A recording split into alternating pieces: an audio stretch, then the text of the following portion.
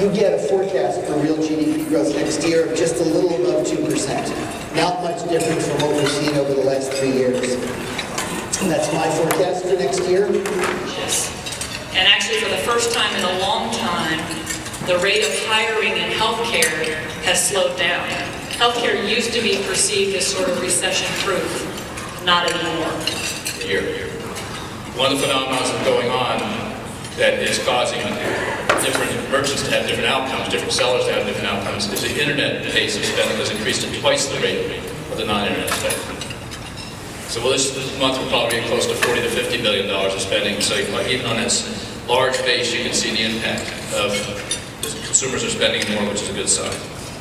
So the last 3 years prior to this year, we had strong, steady growth in the mid-single digit range, and maybe slightly above that. This year, and we planned this year about as we have experienced in that 3-year period. This year we planned it the same, and we've seen a softer growth pattern. It's been growing, but not quite at that level. And home ownership rates are now at about 65% of the population versus a peak of 69%. The auto industry is going to have a record year this year, about 16.4 million cars and trucks sold in this country. That's the first time since 2007 that we've had more than 16 million units sold. And we're in a period of what we like to call the new normal.